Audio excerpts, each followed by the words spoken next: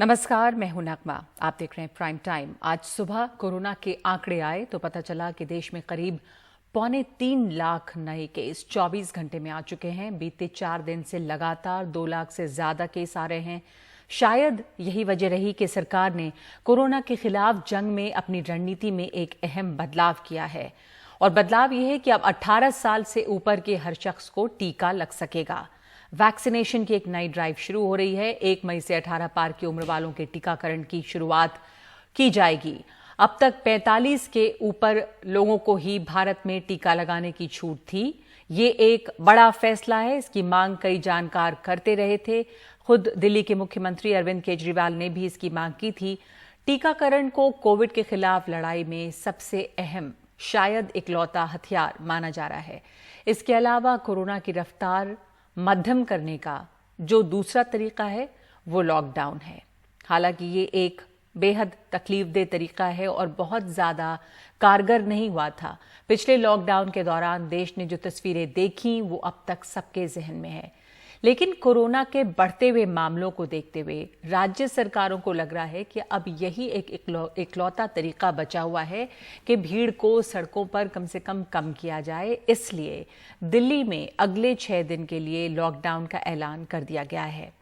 ये लॉकडाउन 1 घंटे बाद यानी कि सोमवार की रात, आज ही की रात 10 बजे से शुरू होगी और अगले सोमवार की सुबह तक चलेगी। बिहार में भी रात का कर्फ्यू लगा दिया गया है। वहां पर स्कूल, कॉलेज, मॉल और धार्मिक स्थल अब 15 मई तक बंद रहेंगे। राजस्थान में 15 दिन के जन अनुशासन पखवाड़े का ऐलान किया गया है। वहां 3 मई तक जरूरी सेवाओं को छोड़ बाकी सब कुछ बंद रहेगा। उत्तर प्रदेश में भी इलाहाबाद हाई कोर्ट ने 5 जिलों लखनऊ, कानपुर, इलाहाबाद, बनारस और गोरखपुर में लॉकडाउन का ऐलान किया है। साथ में ये सुझाव भी दिया है कि बाकी राज्य में भी लॉकडाउन लगाया जाए। हालांकि राज्य सरकार कह रही है कि अभी शहरों में पूरा लॉकडाउन संभव नहीं है। तेलंगाना हाई कोर्ट ने भी राज्य सरकार से कहा है कि वो 48 घंटों में लॉकडाउन या कर्फ्यू पर फैसला करे। तो ये तस्वीर है, लेकिन लॉकडाउन के ऐलान के साथ दूसरी तस्वीर भी सामने आने लगी है। मजदूर फिर डरे हुए हैं कि उनका रोजगार छिन जाएगा। उनके सामने रोजी रोटी और छत का संकट खड़ा हो जाएगा। दिल्ली में कोरोना के बढ़ते मामलों के बीच प्रवासी मजदूर को हाईकोर्ट ने कहा है कि दिल्ली सरकार सभी दैनिक और प्रवासी मजदूरों के लिए भोजन की व्यवस्था करे। हालांकि दिल्ली के मुख्यमंत्री अरविंद केजरीवाल ने मजदूरों से गुजारिश की है कि वो उन पर भरोसा रखें, दिल्ली न छोड़ें। पिछली बार जब देश में लॉकडाउन लगा था, हमने देखा कि किस तरह बड़ी संख्या में प्रवासी मजदूर अपने गांव जाने लगे थे। उनसे मैं खास तौर से हाथ जोड़ के अपील करना चाहता हूं। ये छोटा सा लॉकडाउन है, 6 दिन का। दिल्ली छोड़ के मत जाइएगा। आपके आने जाने में इतना समय खराब हो जाएगा, इतना पैसा खराब हो जाएगा, इतनी ऊर्जा खराब होती है। दिल्ली में रहिए। मुझे उम्मीद है कि ये छोटा लॉकडाउन है और छोटा ही रहेगा। मुझे पूरी उम्मीद है कि शायद बढ़ाने की जरूरत ना पड़े। आप दिल्ली में रहिए। यकीन मानिए, हम पूरी ईमानदारी के साथ सब मिलकर लड़ेंगे तो जल्दी इस मुसीबत से छुटकारा पाएंगे। मैं आपको यकीन दिलाता हूं, सरकार आपका पूरा ख्याल रखेगी। मैं हूं ना, मुझ पे भरोसा रखिए। लेकिन मजदूर शायद सिर्फ अपने अनुभव पर भरोसा करना चाहते हैं। वो अपने घरों से निकल पड़े हैं। दिल्ली से बाहर जाने वाले रास्तों पर फिर उनकी भीड़ है। दिल्ली के आनंद विहार और कौशाम्बी इलाके में हमारे सहयोगी मुकेश सिंह सेंगर सुबह से देख रहे हैं कि कैसे मजदूर अपनी पीठ पर अपना असबाब थामे किसी बस या ट्रेन की तलाश में भटक रहे हैं। देखिए मुकेश की ये रिपोर्ट। दिल्ली के मुख्यमंत्री अरविंद केजरीवाल ने जैसे ही लॉकडाउन अनाउंस किया, उसके बाद से जो पलायन है वो शुरू हो चुका है और दोपहर के बाद से लगातार भीड़ बढ़ती जा रही है। इस वक्त मैं गाजियाबाद के कौशाम्बी बस अड्डे में हूं। यहां पर हजारों की संख्या में प्रवासी मजदूर अपने घर जाने के लिए घंटों से बसों का इंतजार कर रहे हैं। आप देखें, जो पूरा बस अड्डा है वो भरा हुआ है, चाहे महिलाएं हों या बच्चे हों। घंटों से लोग यहां पर बैठे हुए हैं और यहाँ एक परिवार ऐसा है जो कि काफ़ी देर से ये लोग रो रहे हैं, परेशान हैं। मैं बात करता हूँ कि आखिर क्या हुआ है, क्यों ये लोग रो रहे हैं और बच्चे भी रो रहे हैं, इनकी जो माता जी हैं वो भी रो रही हैं और घर के मुखिया है वो भी रो रहे हैं। भैया क्या नाम है आपका, कहाँ के रहने वाले हैं आप? मेरा नाम अंकुश है। अच्छा, और कहाँ जा रहे थे आप? हम जा रहे थे अपना गांव। क्यों रो रहे हैं, वजह क्या है, क्या दिक्कत हो रही है? 10,000 रुपये हमारे काम करके आए थे, 10,000 रुपये यहाँ पुल के पास निकाल लिए। अच्छा, हाँ। आप देख नहीं पाए किसने निकाले? नहीं देख पाए, इतनी भीड़ थी, कहते ज्यादा बच्चे निकालने में मुश्किल पड़ गए। अच्छा, कहते भीड़ इतनी थी, कहते सीढ़ी भी कुछ भी नहीं दिखाई पड़ा। अच्छा, हाँ। और क्या लोग आपकी हेल्प कर रहे हैं यहाँ पर, जो लोग इकट्ठा आसपास हैं? हाँ, पैसे दे रहे हैं कुछ लोग। बेटा रो मत, रो मत, पैसे ही गए हैं ना, पैसे दोबारा आ जाएंगे, रो मत, ठीक है? कोई बड़ी कोई भी तो हेल्प करे, कोई ना कोई हेल्प करे तो पहुँचेंगे। बहुत तो बताओ कितने में पहुँचेंगे, क्या आपके पहुँचेंगे? पास घर जाने के लिए पैसे नहीं है? एक भी पैसा नहीं है हमारे पास। अच्छा, जितने पैसे थे सब उसी में रखे थे। अच्छा, हाँ। और क्या काम करते हैं आप? मजदूरी करते हैं, अच्छा, कंपनी में काम करते हैं, तो पैसे कोई भाई साहब लॉकडाउन की वजह से पैसा सब नहीं मिला। 10,000 रुपये कैसे न कैसे मजबूरी पे ले लिए, तो ये यहाँ दिल्ली में कहाँ रहते हो? नांगलोई में। क्या नाम है आपका? अंकुश कुमार अंकुश जी। तो ये अंकुश हैं, अपनी पत्नी और 2 बच्चों के साथ आज अपने घर के लिए रवाना हो रहे थे। अचानक किसी ने इनके यहाँ पर करीब 10,000 रुपये निकाल लिए। अब इनके पास घर जाने के लिए पैसे नहीं हैं। पूरा परिवार जो गाजियाबाद का कौशाम्बी बस अड्डा है यहाँ पर रो रहा है, क्योंकि घर जाने के लिए भी पैसे नहीं हैं। बच्चे भी रो रहे हैं कि आखिर घर कैसे जाएंगे। कुछ लोगों ने इनकी कुछ हेल्प की है, कुछ पैसे दिए हैं, लेकिन यहाँ पर आप देखें कि किस तरह से परेशानियाँ लोगों की हैं। घंटों से लोग बस का इंतजार कर रहे हैं, किसी के फ़ोन चोरी हो गए हैं, किसी के पैसे निकाल लिए गए हैं। यहाँ पर गाजियाबाद पुलिस दिखाई नहीं दे रही है। उस तरफ आप देखें कि दिल्ली पुलिस के जवान जरूर मौजूद हैं। यहाँ पर जो फुट ओवर ब्रिज है, यहाँ पर देखें कि भीड़ लगातार बढ़ती जा रही है, और जैसे जैसे भीड़ बढ़ रही है वैसे वैसे लोगों का सब्र टूट रहा है, परेशानियाँ बढ़ रही हैं। ये पूरा गाजियाबाद का कौशाम्बी बस अड्डा है, और आपको एक तरह से बस अड्डा एक मेले के रूप में नज़र आएगा।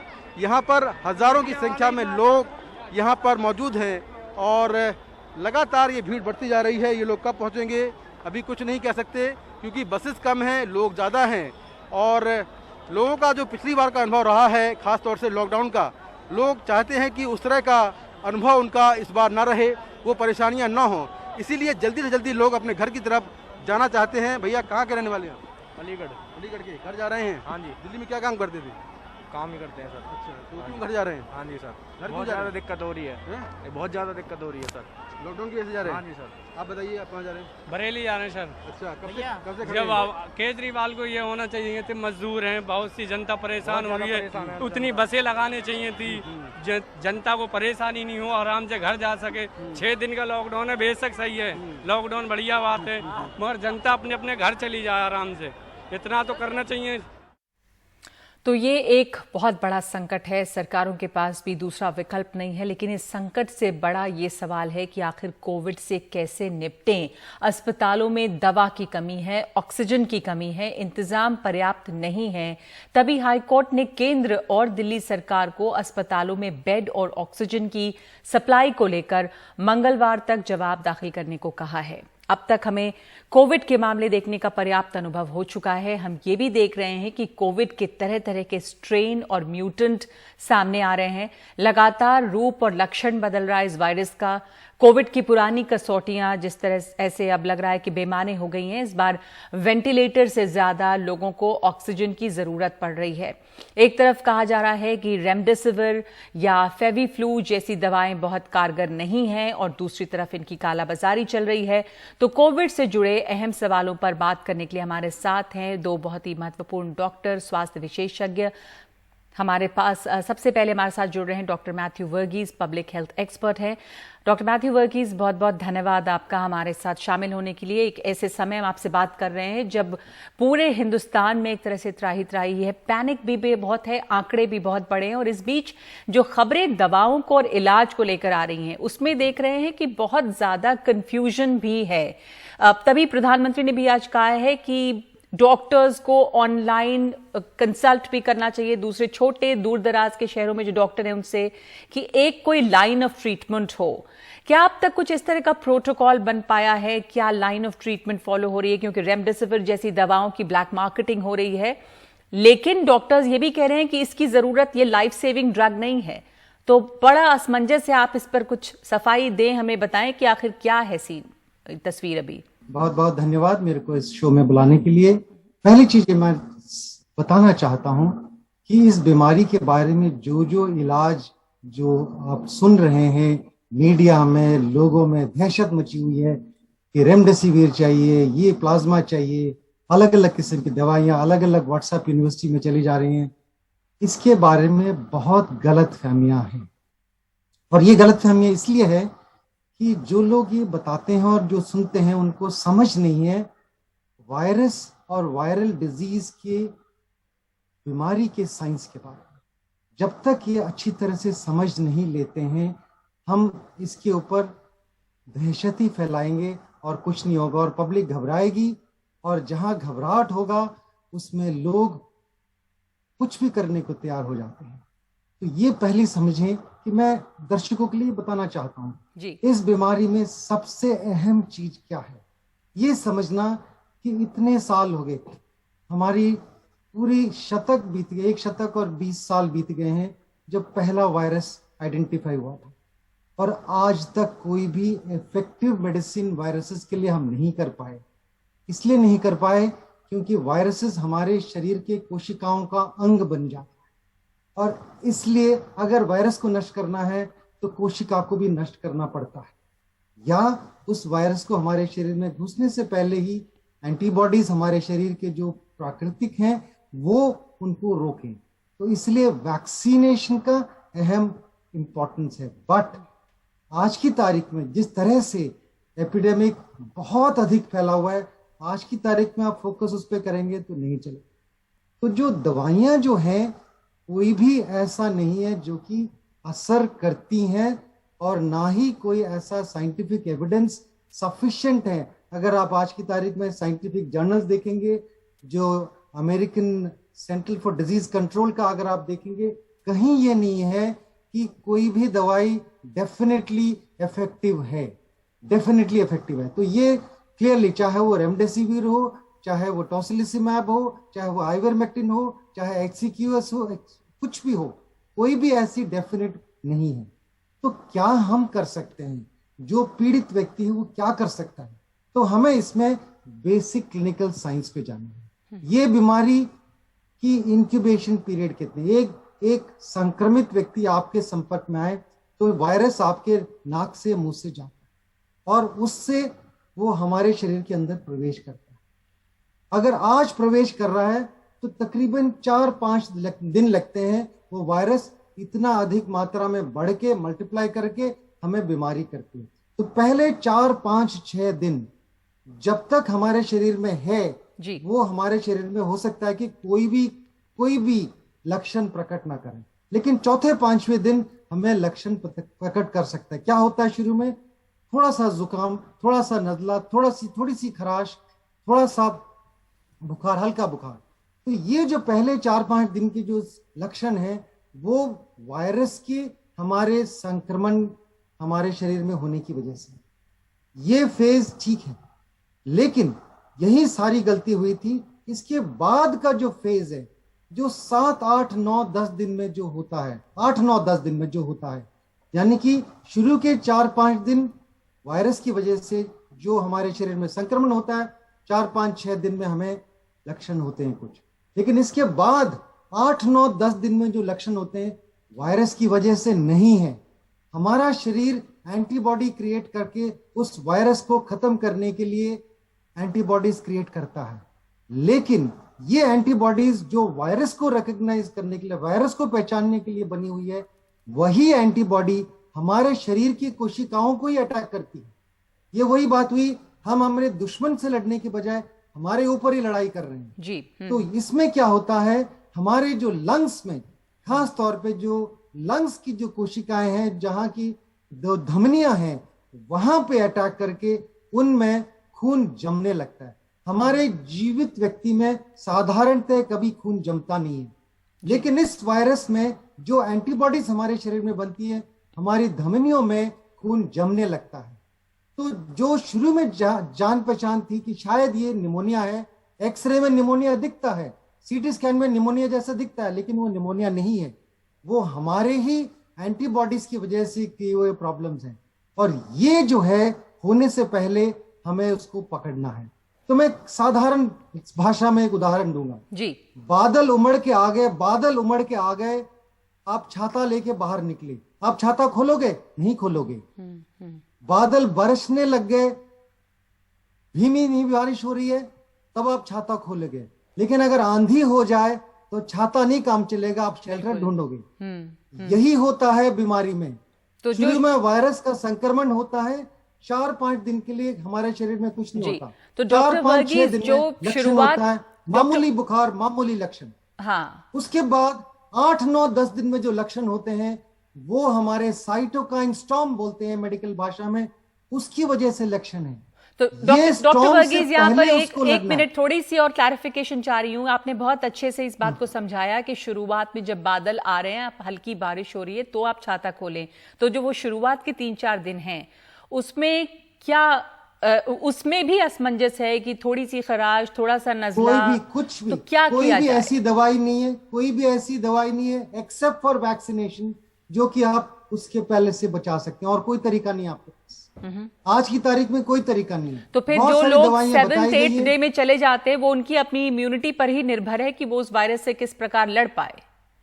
बिल्कुल, अपनी इम्यूनिटी उसके ऊपर, और वैक्सीनेटेड है या नहीं उसके ऊपर, या पर डॉक्टर मैथ्यू वर्गीस, यहाँ पे बहुत वैक्सीनेशन जो अब शुरू हुई, उसमें भी देखा गया कि बहुत सारे लोग जो दोनों डोज वैक्सीन का ले चुके हैं, उसके बाद भी वो उन्हें कोविड तो हुआ ही, कहा जाता है कि शायद गंभीर रूप से नहीं हो, लेकिन उसमें भी गंभीर रूप से भी हुआ। जी, ये समझने की जरूरत है, जिन जिनको वैक्सीनेशन हुआ है उनमें जहां तक देखा है हमने, ज्यादातर मामूली बीमारी हुई है।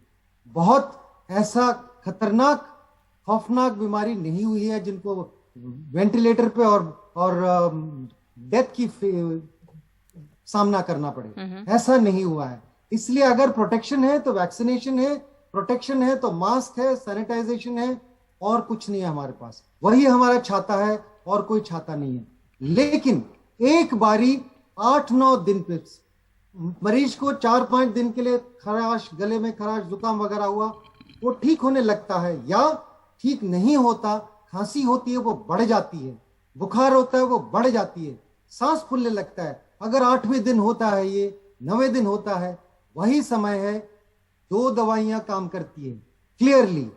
2 दवाइयां अभी तक जितनी भी हैं, एक जो हमारी धमनियों में खून को जमने से रोकता है जी, और दूसरा जो हमारी ऑटो इम्यूनिटी, जो हमारे शरीर को ही अटैक कर रही है, उस इम्यूनिटी को कम करने की दवाई, और आज की तारीख में बेस्ट वो स्टेरॉइड्स हैं जी। तो ये जो स्टेरॉइड्स, अगर आप वायरस जब मल्टीप्लाई कर रहा है उस वक्त आप लेंगे, तो वायरस आपके शरीर में देर तक रहेगा, क्योंकि वायरस से लड़ने की इम्यूनिटी ही हमारी शक्ति है। तो वो इम्यूनिटी अगर हम वायरस एंटीबॉडी वो स्टेरॉइड दे के करेंगे तो नहीं चलेगा। हमें टाइमिंग बहुत महत्वपूर्ण मैसेज, सबसे अहम जो मैं मैसेज देना चाहूंगा, इस बीमारी में टाइमिंग देखिएगा, किस वक्त आप क्या कर रहे हैं। आप संक्रमित हैं, पहला लक्षण देखिए कब आया, क्या आया, तारीख नोट करिएगा।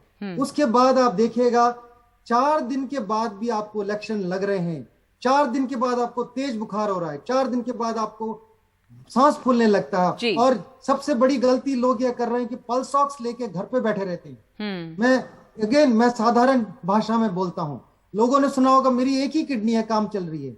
ऐसे ही हमारा एक ही फेफड़ा है, तो भी हमारी 100% सैचुरेशन रह सकती है। यानी कि हमारे शरीर में इतनी स्पेयर कैपेसिटी है कि हम एक फेफड़े से भी, एक से कम फेफड़े से भी हम काम चला सकते हैं 100% सैचुरेशन के साथ। यही गलती होती है, जब आपका सैचुरेशन ड्रॉप करता होता है, आमतौर पे वो संक्रमण के 15वें दिन होता है, या हमारा पहले लक्षण के 10वें दिन के आसपास होता है, 14वें दिन, 15वें दिन, या 8वें 9वें दिन जो पहला सिम्टम है। वो इसलिए क्योंकि संक्रमण आमतौर पे पता नहीं होता कब हुआ, कहां से, अरे हमें पता ही नहीं है। आज इस एपिडेमिक में लोगों किसी को पता नहीं कहां से हुआ है। तो पहला लक्षण जरूरी है, वहां से आप कैलकुलेट करिएगा। 4-5 दिन के बाद भी आपको लक्षण हो रहा है, कुछ भी दिक्कत हो रहा है, सांस फूलने लगता है, आप सीढ़ी हाँ। चढ़ते हैं, ऊपर हाँ। तक पहुंचते हैं, हांफने लगते हो। आप सैचुरेशन देखोगे, आपकी 100% सैचुरेशन नजर आएगी, तो पल्स ऑक्स लेके आप बैठोगे तो नहीं चलेगा। आपको देखना है कि आपको सांस फूल रहा है नहीं, खांसी ज्यादा है या नहीं, या आपको बुखार तेज है या नहीं। अगर ये 3 चीजों हैं, डॉक्टर से संपर्क करेगा, अपने आप मत लीजिएगा, संपर्क करके। 2 दवाइयां अहम दवाई है, रेमडेसिविर का जितना भी एविडेंस है, इनसफिशिएंट एविडेंस है, सीडीसी अटलांटा का भी गाइडलाइन है, लेटेस्ट अप्रैल का गाइडलाइन भी है, ठीक है, एफडीए अप्रूव्ड जरूर है, लेकिन वो क्या करता है, माइल्ड डिजीज, मॉडरेट डिजीज में कोई रोल नहीं है। जी हाँ, डॉक्टर वर्गीज जी, डॉक्टर वर्गीज आपको जरा सा क्लियर होकर हमारे साथ जुड़ गए हैं doctor Rajan Sharma, immediate past president IMA के। डॉक्टर शर्मा, आपसे ये हमें अभी डॉक्टर वर्गीज बता रहे थे कि किस तरह वायरस के लड़ने के लिए कोई भी मेडिसिन बहुत कारगर हो, अभी तक ये नहीं हो पाया और ये एक नाकामी दुनिया भर में रही है। पर क्या आईएमए को इस समय में, क्योंकि बहुत असमंजस है, कंफ्यूजन है, अलग अलग दवाओं को लेकर ब्लैक मार्केटिंग है, क्योंकि पैनिक है, तो आप क्या कहेंगे? क्या कोई गाइडलाइंस जारी करनी चाहिए प्रोटोकॉल की? 3 दिन 4 दिन जैसे वो बात कर रहे थे, शुरुआत में आपको कोई दवा लेने की जरूरत नहीं रहती है, टाइमिंग बहुत अहम है, तो इस बात की जानकारी शीर्ष स्तर पर देनी चाहिए, तभी लोगों को बाकी दूर दराज इलाकों में भी जानकारी फैलेगी डॉक्टर्स को। क्या कहेंगे आप लाइन ऑफ ट्रीटमेंट पे? नमस्कार नगमा जी। सबसे पहले किसी भी गाइडलाइन से ज्यादा जरूरी है उस डॉक्टर की अपनी क्लिनिकल सेंस, वो आपको क्या समझा रहा है। हम दोहरे मापदंड अपना रहे हैं। एक तरफ हम कह रहे हैं कि आप इम्यूनिटी बूस्टर्स पीजिए, और मैं शुरू से कहता आया हूं, ये इसी के कारण घर बैठे बैठे माइल्ड केसेस कब मॉडरेट से सीवियर हो जाते हैं ये पता भी नहीं चलता, और हेल्थ इंफ्रास्ट्रक्चर जो ऑलरेडी ओवरलोडेड है वो ऑलरेडी और ओवरलोडेड हो जाता है। मरीज बेचारा परेशान है। और आज मैं माननीय प्रधानमंत्री का स्वागत करता हूं कि जैसे पहले पिछले साल उन्होंने कमान संभाली और आज संभाली, सरकार को सबको एक बात बड़े निश्चित तौर पे बतानी चाहिए। आप जो भी हमारे भारतवर्ष के पूर्व इलाज की पद्धति है उसको कीजिए, मॉडर्न मेडिसिन को अलग रहने दीजिए। रेमडेसिविर देनी है कि नहीं देनी है, मरीज आज की डेट में व्हाट्सएप यूनिवर्सिटी में इतना एजुकेट होके आता है कि वो एक पैनिक अटैक में आता है। उसकी जरूरत है कि नहीं है, कृपया करके ये फैसला एक डॉक्टर पे छोड़ दिया जाए तो वो बहुत बेहतर होगा। हम इसी चीज से लड़ते लड़ते इतने लोग 750 लोग हम अपनी जान गवा चुके हैं। पर एक बात यह है कि जो अस्पताल हैं वो आपने जैसे खुद कहा कि ओवरलोडेड हैं, ये भी आप इनकार नहीं कर सकते कि बहुत ज्यादा संख्या बढ़ गई है, बहुत ज्यादा लोगों को अस्पताल की जरूरत पड़ रही है, ऑक्सीजन की जरूरत पड़ रही है। पिछले बार जो देखा गया था उसके मुकाबले बहुत ज्यादा नंबर्स हैं, तो उस केस में जब बड़े शहरों में, जब राजधानी दिल्ली जैसी जगहों में भी ऑक्सीजन की कमी है, अस्पताल में बेड्स की कमी है, तो पैनिक तो होगा ही। और डॉक्टर शर्मा, फिर ये रहता है कि क्या इसके लिए तो गाइडलाइंस हों, इसके लिए प्रोटोकॉल्स बताए जाएं कि भाई आप घर में रह के क्या क्या कर सकते हैं, क्या दवाएं हैं जो आप लें, क्योंकि डॉक्टर्स अवेलेबल नहीं है, किससे पूछा जाए, डॉक्टर्स फोन पर हैं, लोगों में वाकई एक पैनिक और एक अफरा तफरी है। कंसल्टेशन के लिए कहां जाएं, किनसे बात करें? अब अस्पताल जाते हैं तो मरीज जो है वो सड़कों पे खड़े हैं, कॉरिडोर्स में खड़े हैं, तो किस तरह से मुमकिन होगा ये सब? मैं आपकी बात से बिल्कुल सहमत हूं, मैं इस चीज को मना कर ही नहीं रहा हूं, परंतु एज ए डॉक्टर मैं आपको एक बात और बताना चाहूंगा कि जब सुविधा हमने अपना एक गार्ड को लेट डाउन किया, परंतु अब इस क्राइसिस में हमको सबको साथ मिलके इसको ओवरकम करना है। आज अगर ऑक्सीजन की कमी चल रही है, जो मैं देख रहा हूं, पढ़ रहा हूं, और जो मेरी इंफॉर्मेशन है कि विद इन अ डे और 2 ये जो मूवमेंट शुरू हो गई है ऑक्सीजन की एंड होर्डिंग ऑफ रेमडेसिविर। और सबसे बड़ी बात जो सराहनीय है वो ये है कि डीरेगुलेशन हो रहा है, स्टेट्स को वैक्सीन सीधे और रेमडेसिविर और इवरमेक्टिन सीधे खरीदने के चांसेस मिल रहे हैं। डॉक्टर शर्मा, लोग जो देख रहे होंगे और आम लोग हैं, दिल्ली की जनता जो है कम से कम, ये सोच रही है, जानना बस चाहेगी कि कितने दिनों में अस्पतालों में आपको लगता है कि आज बहुत सारी मीटिंग्स में प्रधानमंत्री उन्होंने कमान संभाली, हालात सुधरेंगे कि जिसको जरूरत है उसको बेड मिल पाए, उसको ऑक्सीजन मिल पाए, दवाएं मिल पाए, और ये अगर रेमडेसिविर की जरूरत है डॉक्टर्स बताते हैं तो वो मिले, क्योंकि छोटे छोटे अस्पतालों में देखा जा रहा है कि लोग भर्ती हैं और पेशेंट पे छोड़ दिया जाता है, उनके अटेंडेंट पे, कि आप जाइए और दवा ढूंढ कर लाइए।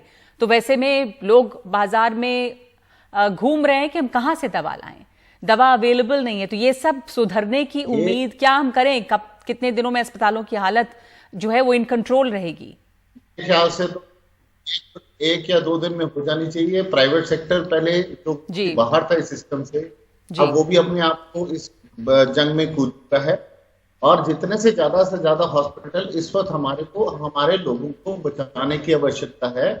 जैसा कि कई जगह इलेक्टिव सर्जरीज लोगों ने खुद बंद की हैं या सरकारी हॉस्पिटल में बंद की गई हैं। ठीक है जी। बट लैक ऑफ, आप कह रहे हैं कि 2-3 दिन में ये दुरुस्त हो जानी चाहिए, और वैसे भी आज फैसला लिया गया है कि शायद इलेक्शन रैलियां भी अब छोटी हो जाएंगी, सीमित हो जाएंगी। तो उम्मीद है कि ध्यान जो है चुनाव से हटकर सरकारों का इस तरफ ही लगेगा ज्यादा। बहुत शुक्रिया आपका डॉक्टर शर्मा, और हमारे साथ पहले जुड़े थे डॉक्टर वर्गीस। बहुत बहुत धन्यवाद आप दोनों का इस जानकारी देने के लिए तमाम मुद्दों पर। इस वक्त प्राइम टाइम में हम एक ब्रेक ले रहे हैं।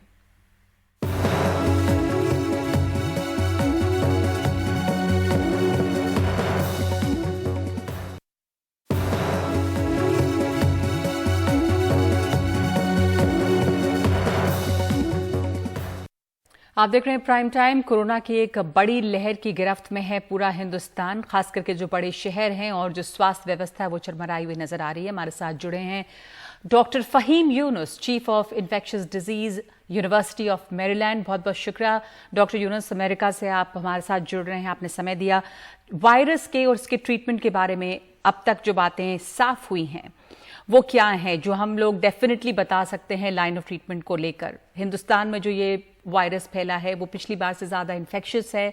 अमेरिका जूझ चुका है इस तरह के वेव से, तो क्या लेसन्स हैं? ये नया म्यूटेंट है, बच्चों में भी हो रहा है, आप क्या इसके बारे में जानकारी देंगे? जी बहुत शुक्रिया आपका। पहली बात यह है कि कुछ चीज़ें हैं जिनके बारे में हम क्लियर हैं, और कुछ चीज़ें हैं जो अभी पता चल रही हैं जिनके बारे में हम क्लियर नहीं हैं। जैसे बच्चों की आपने बात की, मेरा ख्याल है हम अभी इस पर क्लियर नहीं हैं, लेकिन जो क्लियरली हमें पता है कि ये वायरस रेस्पिरेटरी, सांस के ज़रिए फैलता है। इसका मतलब यही नहीं कि हमारी हवा में हर वक्त वायरस है, ऐसा नहीं है।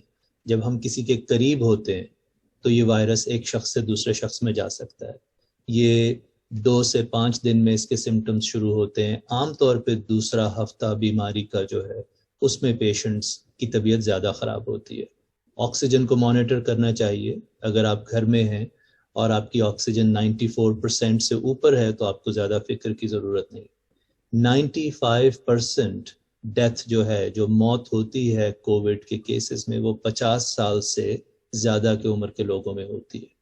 तो ये वो चीज़ें जो अभी तक हम जानते हैं और जिससे कुछ लोगों को तसल्ली मिल सकती है कि अगर वो 50 साल से कम उम्र में है और अगर उनको डायबिटीज़, हाई ब्लड प्रेशर या ओबेसिटी, मोटापे वगैरह की शिकायत नहीं है तो उनके ठीक होने के इम्कानात बहुत ज़्यादा हैं। जी, दूसरे जो बच्चों की बात की वो अभी तक क्लियर नहीं है। अमेरिका ने भी इस तरह की एक लहर, एक वेव देखी है। ये जो म्यूटेंट है, ये क्या पहले से इस बार कहा जा रहा है कि यंग पॉपुलेशन ज़्यादा अफेक्टेड हो रही है? ये जो म्यूटेंट है वो यूके ब्राज़ीलियन म्यूटेंट का भी एक तरह से कॉकटेल है, और ये इंडिया वेरिएंट इसको बताया जा रहा है। लाइन ऑफ ट्रीटमेंट जो है उसमें क्या दवा कारगर रही है? किस तरह की का ट्रीटमेंट अमेरिका में किया गया? स्टेरॉइड्स भी इस्तेमाल होते हैं, पर टाइमिंग की बहुत इंपॉर्टेंस है। इन चीज़ों के बारे में आप क्या जानकारी देंगे? जी, 2 चीज़ें हैं, म्यूटेंट और ट्रीटमेंट। जो म्यूटेंट है इसके बारे में अभी हम इतना ज़्यादा इसलिए नहीं जानते क्योंकि उतनी तहकीक या रिसर्च नहीं हो सकी। टिपिकली एक मुल्क को कम से कम 5% जेनेटिक सीक्वेंसिंग करनी होती है, जिसको हम कहते हैं रिप्रेजेंटेटिव सैंपल, कि उस जगह पे जेनेटिक सीक्वेंसिंग करें कि जो आपके ख्याल में आपके पूरे इलाके का या पूरी स्टेट या मुल्क का रिप्रेजेंटेटिव है। इंडिया में अभी तक वो सीक्वेंसिंग 1% से भी कम है, और अमेरिका का भी यही हाल है। अमेरिका कुछ ज़्यादा बेहतर नहीं है, हमारे भी यहाँ 1% से कम है। तो जब तक सीक्वेंसिंग इतनी कम हो तो आप उसके बारे में कुछ ज़्यादा सर्टेनिटी से नहीं कह सकते कि क्या होगा। ऑफ कोर्स ये म्यूटेंट बढ़ रहा है, 50 से 60% लोगों में ये पाया जा रहा है, लेकिन आई थिंक अभी WHO ने भी इसको वेरिएंट ऑफ इंटरेस्ट कहा है, वेरिएंट ऑफ कंसर्न नहीं कहा। तो मैं आपको 100% अथॉरिटी से नहीं कह सकता कि ये कितने % ज़्यादा ट्रांसमिसिबल है या इसको वैक्सीन्स से ये इवेड करेगा इम्यूनिटी को या नहीं। लेकिन ट्रीटमेंट्स का जहाँ तक ताल्लुक है, अगेन अगर आपकी उम्र कम है 50 साल से, अगर आपको डायबिटीज़, हाई ब्लड प्रेशर वगैरह नहीं है और आपकी जिसको पल्स ऑक्स कहते हैं हम, आपके जिस्म में ऑक्सीजन 94 से ज़्यादा है, तो आपको किसी स्पेशल ट्रीटमेंट की ज़रूरत नहीं है। आप जो भी दवा, वो पैरासीटामोल है या ब्रूफिन, आइबुप्रोफेन है, जो आप अपने रेगुलर बुखार, गले खराब के लिए लेते हैं, आप वो लीजिए, 1 से 2 हफ्ते में आप ठीक हो जाएंगे। लेकिन अगर आप हॉस्पिटल आ गए हैं, 94 से कम हो गई है आपकी ऑक्सीजन, तो ऑफ कोर्स पहले तो आपको ऑक्सीजन चाहिए। उसके बाद हम डेक्सामेथासोन देते हैं 6 मिलीग्राम 1 दिन रोजाना की दवाई 10 दिन के लिए, और इसके साथ थोड़ी सी मिकदार में एंटाइकोएगुलेशन देते हैं। रेमडेसिविर का जहां तक ताल्लुक है, रेमडेसिविर हम सिर्फ तब देते हैं जब पेशेंट अगेन उसका पल्स ऑक्स 94 से नीचे चला जाए और उसकी बीमारी को 10 दिन से कम हुए हों। रेमडेसिविर जितना जल्दी दें आप, तब थोड़ा बहुत उसका फर्क होता है, और पेशेंट वेंटिलेटर पर ना हो। अगर पेशेंट को 10 दिन से ज्यादा हो गए हैं उसके सिम्टम्स को, या वो वेंटिलेटर पे है, तो रेमडेसिविर का बिल्कुल कोई फायदा नहीं, हम अमेरिका में फिर नहीं देते जी। और इसके बावजूद जब हम देते भी हैं तो रिजल्ट्स उसके बहुत सॉफ्ट हैं, कोई ऐसे रिजल्ट्स नहीं है कि जिसको आप मैजिक क्योर कह सकें। और प्लाज्मा अब इस्तेमाल नहीं हो रहा अमेरिका में बाय एंड लार्ज, शायद कुछ लोग कर रहे हो, लेकिन बाय एंड लार्ज हम पहले प्लाज्मा यूज करते थे। उसके ऊपर भी अब जो तहकीक है वो ये है कि इसका कुछ खास फायदा नहीं हो रहा। जी जी, बहुत बहुत शुक्रिया आपका डॉक्टर यूनुस इन बातों को बताने के लिए। बहुत सारी चीज़ें बहुत ईमानदारी के साथ कि क्या आप तक जानकारी है और क्या आप तक पता नहीं है। अगर आप हेल्दी हैं, अगर आपकी इम्यूनिटी अच्छी है, तो जो आम दवा है उससे भी लोग ठीक होते हैं। किस वक्त दवा देनी चाहिए, और ये भी साफ है कि प्लाज्मा से ज़रूरी नहीं है कि जान बचे। ये अब यहाँ पर भी हिंदुस्तान में भी साफ हो रहा है। बहुत बहुत शुक्रिया आप तमाम लोगों का प्राइम टाइम में हमारे साथ जुड़ने के लिए।